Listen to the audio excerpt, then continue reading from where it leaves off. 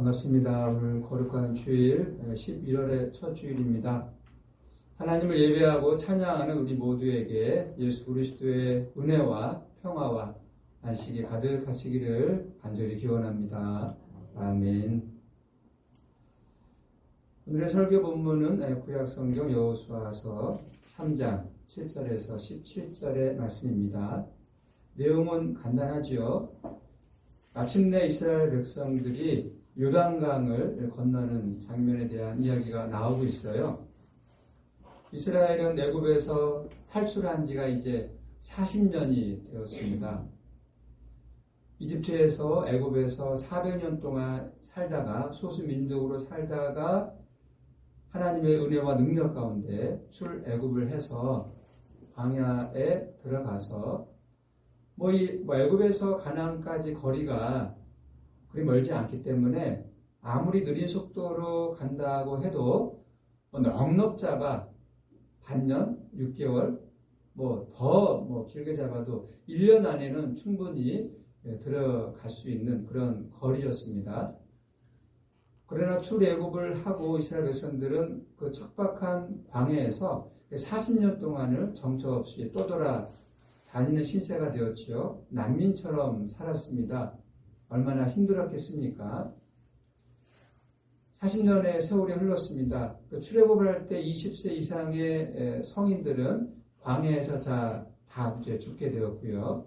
오랫동안 기다렸던 약속의 땅, 그 젖과 꿀이 흐르는 땅을 이제 코앞에 두었던 이스라엘 백성들, 그들의 마음이 얼마나 설레이고 또 기대가 컸을지 우리가 충분히 상상할 수 있는 거죠. 이스라엘이 가나안으로 들어가려면 이제 요단강을 건너야 합니다. 이 애굽에서 이 광야에서 이스라엘 가나안 땅으로 들어가는 길은 두 가지가 있죠. 남쪽으로 곧바로 이렇게 들어가는 방법이 하나 있고요.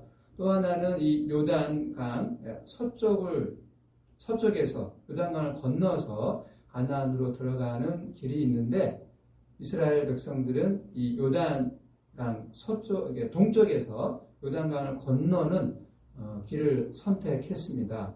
왜 그랬을까요? 어떤 깊은 사정이 있었겠죠. 가나안에는 이미 여러 족속들이 살고 있었잖아요.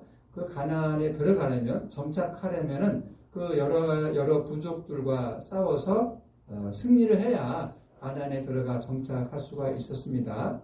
이 가나안 땅에 여러 부족들이 살았는데 가장 강력했던 부족이 예루살렘에 거하고 있는 여부수 족속이었어요. 그러나 이 여부수 족속은 너무나 강력했기 때문에 이스라엘 백성들이 싸워서 승리할 만한, 이길 만한 힘이 이스라엘에게는 없었습니다. 그래서 택한 것이 이제 여리고성을 먼저 공격해서 그 여리고성을 이제 거점으로 해서 이 가나안을 이제 정복하고자 하는 그런 계획을 세웠던 것 같아요.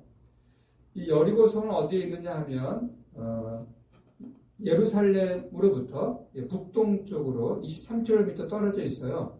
그리고 여리고는 요단강 서쪽에서 8km 정도 떨어져 있잖아요. 그래서 이 요단강 동쪽에서 강을 건너서 그 8km 떨어진 여리고성을 정복하고자 하는 그런 계획을 가지고 이제 그 요단강을 이제 건너려고 하는 그런 시점에 있는 겁니다. 여기까지가 이제 모세가 지도자로 살아 있을 때의 내용이었어요. 그러나 모세가 이스라엘 백성들을 이끌고 이제 올라가던 중에 모압 지역에서 모세는 죽게 되잖아요. 그래서 새 지도자 여호수아가 이제 지도자로 세움을 받고 여호수아는 이스라엘 백성들을 이끌고 요단강을 건너야 되는 그런 시점에 서 있는 거죠. 이스라엘 지형을 아시는 분들은 다 아시겠습니다만은 북쪽에는 갈릴리 바다가 있잖아요. 호수라기도 하는데 갈릴리 호수에서 흘러내리는 물이 쭉 이어져서 사해까지 여매라고도 하는데 소금 바다이죠. 거기는 생물이 살 수 없는 그 사해 여매라고도 하는데 갈릴리 바다에서 사해까지, 남쪽 사해까지 요단강이 이제 쭉 이어져 있습니다. 한강이나 우리 낙동강처럼 그렇게 큰 강이 아니에요. 지형에 따라서 폭이 넓은 요단강도 있고 또 좁은 지역도 있습니다. 그래서 어떤 지역에서는 쉽게 요단강을 건널 수가 있는 거예요. 문제는 이것입니다. 이스라엘 백성들은 어른들만 있는 게 아니거든요. 남녀노소 여러 계층의 이제 사람들이 있고 건강한 사람들만 있는 게 아니고 또 약하고 또 병들고 또 산모도 있을 것이고 또 갓난 아기도 있을 것이고 이런 여러 가지 사정들을 새 지도자 여호수아는 생각을 해야 되는 거죠. 이 요단강을 건널 때에 적들이 공격해 온다면 이게 낭패가 아닐 수 없고 요단강을 건널 때 사고나 또 어떤 피해가 없어야 되기 때문에 여러 가지들을 고심할 수밖에 없는 여호수아의 입장이었는데 바로 그때에 여호와 하나님께서 여호수아에게 말씀하십니다. 이 요단강을 어떻게 안전하게 건너갈 수 있는가에 대한 지침에 대한 여호와의 말씀을 이제 여호수아가 듣게 됩니다. 언약궤를 맨 제사장들이 앞장서는 거죠. 제사장들이 요단 강물에 발을 딛게 되면은 요단 강물이 이제 끊어지고 요단 강물이 이제 내려가고 위에서 흐르던 강물이 요단에 끊어지는 거예요. 끊어지고 멈추고 이제 나머지 강물이 이제 사이로 들어가겠죠. 그러면은 이 요단 강 바닥이 드러나게 되고 이 마른 땅을 이스라엘 백성들이 밟고 지나가는 겁니다. 이 한마디로 놀라운 일이 발생한 거예요. 요단강을 건넌 이 사건은 40년 전에 모세가 홍해 바다를 건넌 사건과 맥이 같습니다. 40년 전에 이스라엘 백성들은 홍해 앞에 이르게 되는데 진퇴양난이었죠. 앞에는 홍해 바다가 가로막고 있고 뒤에는 바로 왕이 보낸 기마병들이 이스라엘을 쫓고 있습니다. 앞으로 갈 수도 없고 뒤로 갈 수도 없는 이런 절체절명의 순간에 이스라엘 백성들은 또 모세를 원망하죠. 애굽에 매장지가 없어서 이 광야에서 우리로 하여금 죽게 하느냐 불평합니다.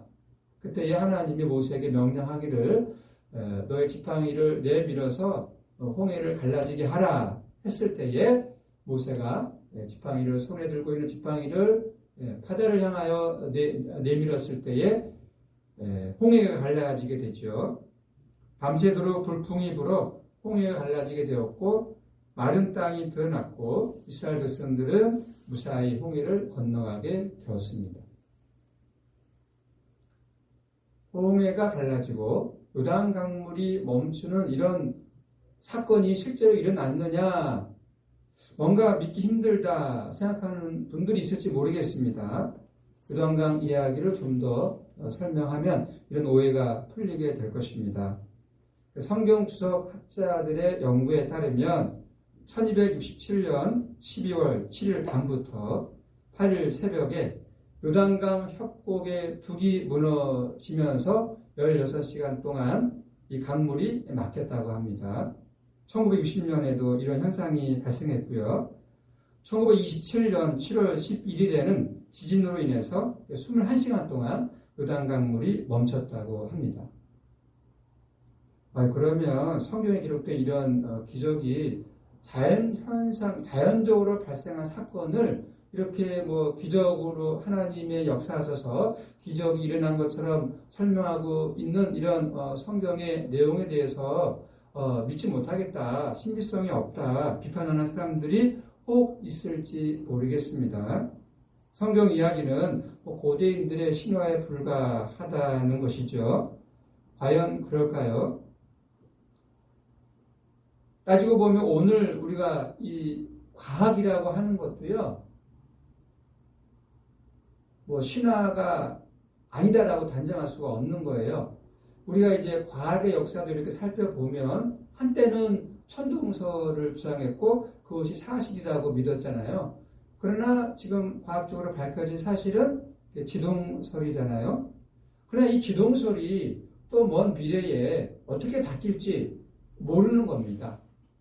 과학이 아무리 발달해도 이 궁극적인 생명의 세계, 이 하나님이 창조하신 이 모든 세계를 다 이렇게 분명하게 밝힐 수가 없는 거죠. 밝힐 수 없는 것들이 너무나 많이 있습니다. 어느 날 언젠가는 우리가 지금 이렇게 이게 사실이야, 이게 실제야 라고 여겼던 것들이 어느 훗날에는 그게 사실이 아니었네 라고 밝혀질지도 모르는 겁니다. 우리에게 최선은 무엇일까요? 성경이 말하고자 하는 핵심 메시지에 겸손히 우리의 귀를 기울이는 거예요. 오늘 이런 사건의 동기가 무엇인지를 우리가 알면 그 대답을 우리가 찾을 수 있습니다. 즉 진리가 무엇인지를 우리가 발견할 수 있습니다. 보세요. 언약궤를 짊어진 제사장들이 요단 강물에 발을 디디면 요단 강물이 멈추게 되었다라고 하는 이런 그 본문의 말씀이 어떤 진리를, 어떤 내용을 전하고자 하는 것일까요? 7절에 이런 말씀이 있습니다. 하나님께서 여호수아에게 들려주신 말씀인데요. 들어보십시오. 내가 오늘부터 시작하여 너를 온 이스라엘의 목전에서 크게 하여 내가 모세와 함께 있었던 것 같이 너와 함께 있는 것을 그들이 알게 하리라. 모세에게 일어났던 홍해 사건, 그리고 여호수아에게 일어났던 이 요단 강물이 멈추는 이런 사건들은 초자연적인 기적 이야기는 기적 자체를 성경이 이야기하고자 하는 것은 아니에요. 그 기적 이야기를 통해서 정말로 이야기하고자 하는 것은 다른 데에 있는 거죠. 그것이 무엇입니까? 하나님이 여호수아 너와 함께 있다는 사실을 이스라엘 백성들로 하여금 알게 해주겠다. 하나님이 너와 함께 있는 것을 알게 해주겠다라고 하는 이것이 핵심 메시지입니다. 그것이 목적이에요. 고대 이스라엘 백성들은 하나님으로부터 기적을 많이 요구했습니다. 하나님이 우리와 함께 하신다는 사실을 우리가 어떻게 알겠습니까? 그러면서 요구한 것이 표적과 기적이잖아요. 기적에 그들의 호기심이 많았다라기보다는 하나님이 우리와 함께 하신다라고 한다면 어떤 놀라운 기적, 사건이 일어나야 되지 않겠습니까? 그래야 우리가 주변 민족들에게 하나님이 우리와 함께하는 사실을 이야기할 수 있지 않겠습니까? 그런 차원에서 표적과 기적을 구했던 것이죠. 오늘날 우리도 마찬가지입니다. 홍해가 갈라지거나 요단강이 멈추는 사건처럼 기적으로 보이는 이런 일들은 우리의 삶에서 결정적으로는 중요하지 않아요. 기적이 일어나면 하나님이 살아계시구나, 놀랍다. 우리가 그래서 기적을 많이 우리가 경험하고 싶어 하기도 하지만 이스라엘의 역사를 통해서 우리가 받게 되는 교훈은 하나님이 일으키는 많은 기적들을 우리가 보고 경험한다고 해도 하나님을 향한 우리의 신앙이 그렇게 깊어지지 않는다는 거예요. 기적으로 하나님에 대한 신앙이 우리가 더 깊어지고 더 이렇게 하나님을 잘 믿게 된다면 하나님이 시시때때로 우리에게 기적을 보여줄 거예요. 그러나 기적으로 우리의 신앙이 자라고 깊어지고 또 성숙해지는 것이 아닙니다. 이스라엘 역사를 살펴보면 아시겠습니다만은 하나님이 베푸신 기적이 얼마나 많았습니까? 그치지 않았어요. 홍해 바다가 갈라지고 광야로 들어가서 홍해가 갈라지고 홍해를 건넜을 때는 이스라엘 백성들이 다 춤추고 하나님을 찬양했죠. 그러나 얼마 지나지 않아서 금방 이스라엘 백성들은 하나님을 원망하고 모세를 향해서 불평을 던졌습니다. 요단강을 건너 가나안 땅에 들어가 처음으로 싸운 이 여리고 성에서 이제 전투를 벌이고 크게 승리를 했죠. 하나님을 찬양했습니다. 그러나 이 가나안 땅에 정착하면서 이스라엘 백성들은 어떠했습니까? 그 가나안 백성들이 섬겼던 바알을 숭배하기 시작했지요. 하나님의 기적을 아무리 많이 경험해도 기적만으로는 신앙이 깊어지지 않는다는 사실은 분명한 사실입니다.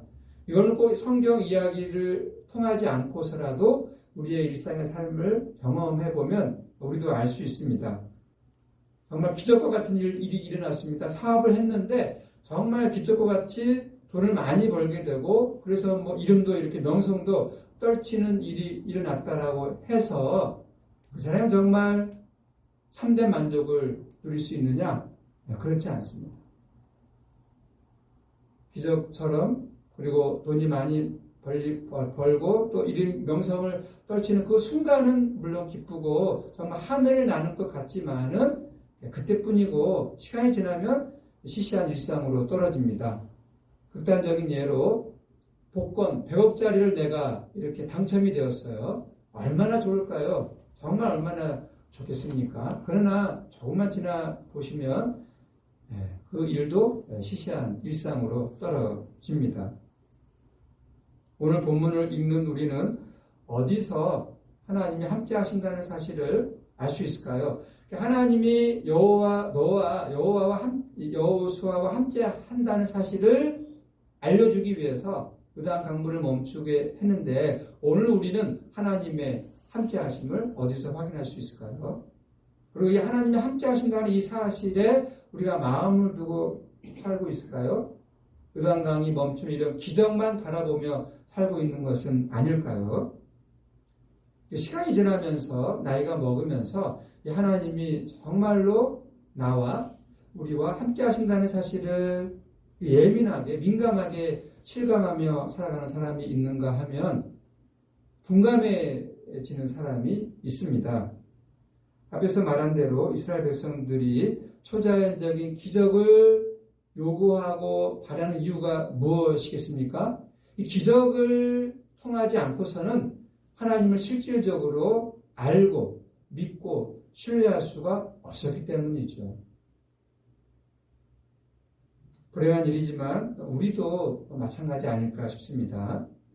하나님이 함께 하신다는 사실에 대한 가장 일반적인 생각은 하나님을 믿으니까 나의 삶이, 나의 인생이 잘 풀리게 되었다거나 기쁨과 평화가 크게 다가왔다라는 거죠. 물론 틀린 말은 아니지만 조금 더 깊이 들여다보면 이런 신앙만으로는 해결되지 않는 문제가 있습니다. 하나님을 잘 믿어도 하나님을 잘 믿는 기독교인이라고 해도 나의 인생이 나의 삶이 잘 풀리지 않을 수 있는 거죠. 꼬일 수도 있는 겁니다. 이 세상이 정의롭지 않기 때문에 억울한 고난도 많고요. 또 억울한 죽음도 많은 것이 현실입니다. 굳이 하나님을 믿지 않아도 기독교가 말하는 그런 수준의 어떤 평화, 기쁨은 누구나 누릴 수가 있는 거거든요. 타 종교에도 자비와 사랑과 또 평화가 있습니다. 텔레비전 프로그램에 자연인으로 산다는 그런 프로그램도 있는 것처럼 자연을 벗삼아 살면서 안빈낙도 하는 사람들도 있어요. 우리 기독교인들은 어디서 정말 하나님이 함께 하신다는 사실을 확인할 수 있는 걸까요? 저도 그것이 정확하게 어떤 것인지 명백한 실체를 설명할 수 없기 때문에 성경이 말하는 대답 속에서 그 해답을 찾고자 합니다. 여호수아는 여호와의 말씀을 들은 다음에 9절에서 이스라엘 백성들에게 이렇게 말하죠. 이리 와서 너희 하나님 여호와의 말씀을 들으라 라고 말합니다. 그리고 이어지는 10절에서 중요한 표현이 이어지고 있어요.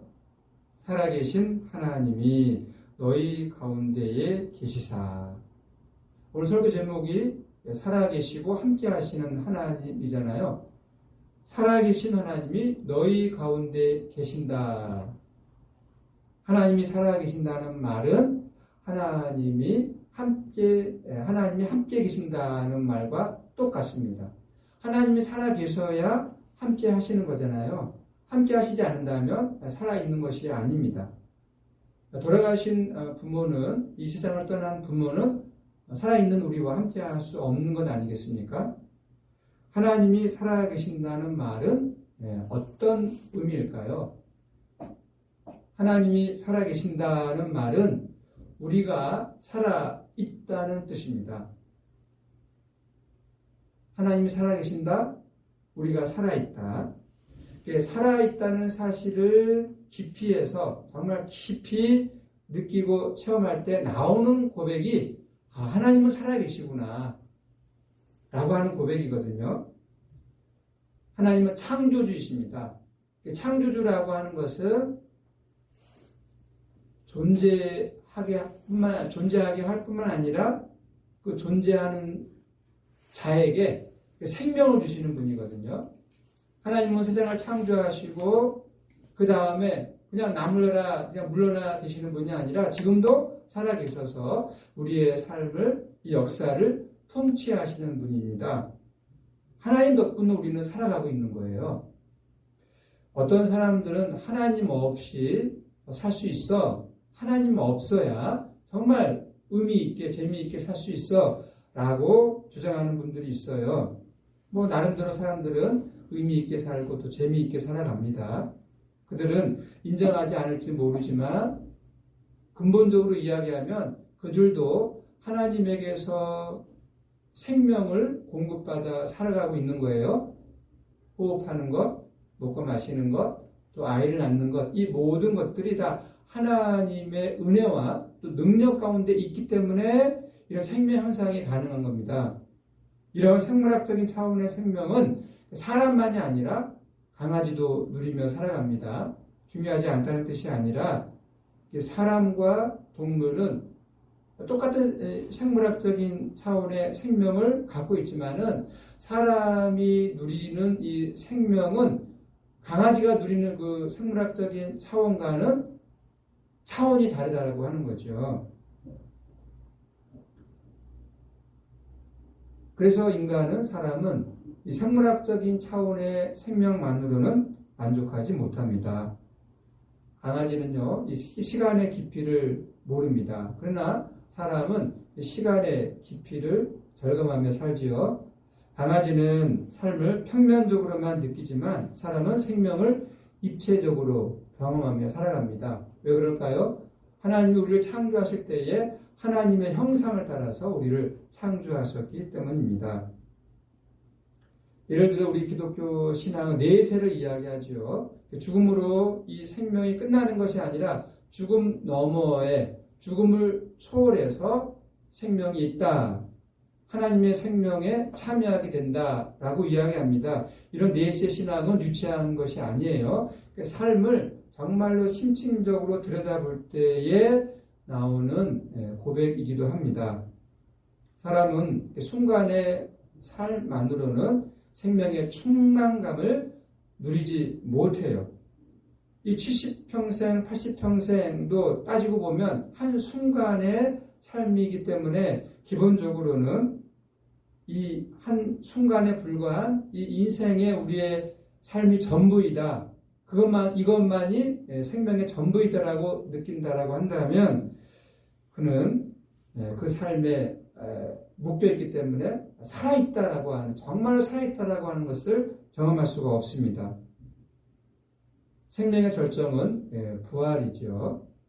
부활입니다. 죽음 너머까지 하나님의 생명에 포함된다는 사실을 인식할 때 그때야 비로소 실제로 살아있다는 경험을 하게 됩니다. 그런 경험이 바로 살아계신 하나님이라는 고백 속에 들어있는 거죠. 살아계신 하나님을 고백한다라고 하는 것은 우리가 지금 살아있다라고 하는 것, 이 생명의 깊이를 느끼고 경험하며 충만한 생명을 느끼며 경험할 때 살아계신 하나님을 우리가 고백하게 된다는 말씀입니다. 그 살아계신 하나님을 경험한 사람은 하나님이 함께 하신다는 사실을 고백하게 되는 거죠. 하나님이 함께 하신다는 이 고백 속에는 이런 의미가 들어있습니다. 하나님을 통해서 하나님 안에 있을 때에 나의 삶이 정말로 풍성해지고 풍요롭게 된다. 이거를 느낄 때 살아계신 하나님, 그래서 나와 함께 하시는 하나님을 고백하게 되는 거죠. 임마누엘, 이 말의 뜻은 하나님이 우리와 함께 계신다라는 뜻입니다. 구약의 이사야 선지자는 임마누엘을 이렇게 전했습니다. 이사야 7장 14절의 말씀입니다. 그러므로 주께서 친히 징조를 너희에게 주실 것이라. 보라, 처녀가 잉태하여 아들을 낳을 것이요 그의 이름을 임마누엘이라 하리라. 마태복음 기자는요, 이 구절을 인용하면서 예수님의 이름을 임마누엘이다 소개했습니다. 마태복음에 따르면 마리아의 임신 사실을 알게 된 요셉이 파혼하려고 하자 천사가 나타나서 마리아는 부정한 방식으로 잉태된 것이 아니라 성령으로 임신했으니 걱정하지 말라 일렀습니다. 마리아가 낳을 아이는 자기 백성을 죄에서 구원할 자라는 사실의 근거를 이사야 7장 14절에서 찾았습니다. 임마누엘, 우리와 하나님이 함께 하신다는 뜻이기 때문입니다. 예수 그리스도의 이름은 임마누엘입니다. 예수 그리스도의 이름이 임마누엘이라는 이 말의 뜻은 예수 그리스도에게서 하나님이 자신을 계시하셨다는 뜻입니다. 그 하나님은 생명을 주시는 분이잖아요. 그렇기 때문에 예수님도 역시 우리에게 생명을 주시는 분이십니다. 우리에게 익숙한 문장으로 표현하면 하나님의 아들 예수님을 믿으면 죽어도 살고 살아서 믿는 사람은 영원히 죽지 않는다. 즉 구원을 받는다는 뜻입니다. 바로 이 사실에 우리 기독교의 모든 신앙이 달려있죠. 우리가 어떻게 이런 믿음으로 들어갈 수 있을까요? 예수 그리스도는 임마누엘이다. 예수 그리스도를 믿는 자에게는 구원이 있다. 생명을 얻는다. 이런 믿음으로 들어가는 길은 다른 데 있지 않습니다. 예수 그리스도에게 가까이 가는 것입니다. 우리가 물리학이나 또 천문 물리학을 우리가 공부하고 싶다라고 한다면 그 물리학에 대한 책을 자주 읽어야 되고 그런 강연을 자주 들어야 하는 것처럼 성경을 통해서 예수님에 대한 말씀, 또 예수님이 어떤 말씀을 하셨는지, 예수님이 누군지에 대한 책들, 성경 말씀을 우리가 자주 읽음을 통해서 예수 그리스도에게 가까이 갈 수 있는 거죠. 가난한 자가 복이 있다는 예수님의 말씀이 가리키는 이 삶에 대한 신비, 그 삶의 의미에 대해서 느끼지 못하는 사람이 어떻게 하나님이 함께 하신다는 사실을 느낄 수가 있겠습니까? 예수님이 그렇게 강조하시는 하나님 나라가 가까이 왔다라고 하는 이 말씀을 우리가 우리 영혼에서 정말로 공명하고 떨림으로 느끼지 못한다면 임마누엘을 어떻게 경험할 수 있겠습니까? 예수님의 십자가, 예수님의 십자가를 삶의 중심에서 우리가 경험하지 못한 채, 그리고 부활의 영광에서 비치는 그 생명의 빛을 우리가 느끼지 못한 채 어떻게 살아있다는 이런 고백을 우리가 할 수 있겠습니까? 사랑하는 성도 여러분, 우리의 삶은 추상이 아닙니다. 현실이기도 하고 구체적으로 우리가 느끼며 살아가야 되는데 우리의 삶을 구체적으로 실질적으로 느끼고 경험하려면, 즉 생명을 얻으려면 하나님은 살아계시고 하나님은 우리와 함께 하신다는 사실을 붙잡아야 합니다. 그 하나님 안에서만 우리가 생명을 충만하게 누릴 수 있기 때문입니다. 이 세상에 있는 것들로는 생명을 충만하게 우리가 누릴 수 없기 때문입니다. 홍해가 갈라지고 요단강이 막히는 기적을 중요하게 이스라엘 백성들은 여겼지만 우리 기독교인들은 무엇을 중요하게 여깁니까? 예수 그리스도가 우리와 함께 하시는 하나님, 임마누엘이다 라고 하는 거죠. 우리 모두에게 정말로 필요한 것은 이 믿음입니다. 예수 그리스도가 나에게, 우리에게 생명을 주시고 이 생명을 충만하게 하시고 이 생명을 새롭게 하신다라고 하는 이 사실, 이 믿음으로 들어갈수록 우리는 이렇게 고백하며 살게 될 것입니다. 아, 내가 살아있구나. 내가 생명을 얻었구나. 내가 하나님의 생명을 얻었구나, 누리고 있구나 라고 하는 이런 고백과 이런 삶을 살게 될 것입니다. 앞으로 우리의 삶이 그런 고백, 그런 삶의 중심에서 살아가시기를 간절히 기원합니다. 아멘. 우리 하나님, 오늘 저희들 구약성경 여호수아가 전하는 말씀을 전해 들었습니다. 살아계신 하나님께서 이스라엘 백성들을 약속하신 땅 가나안에 들어가게 하신 것처럼 지금도 살아계신 하나님은 예수 그리스도 안에서 우리와 함께 하시고 우리로 하여금 충만하고 복된 삶을 살게 하시고 우리에게 참된 기쁨과 평화를 내려주십니다. 살아계시고 우리와 함께 하시는 예수 그리스도 이름으로 기도드립니다. 아멘.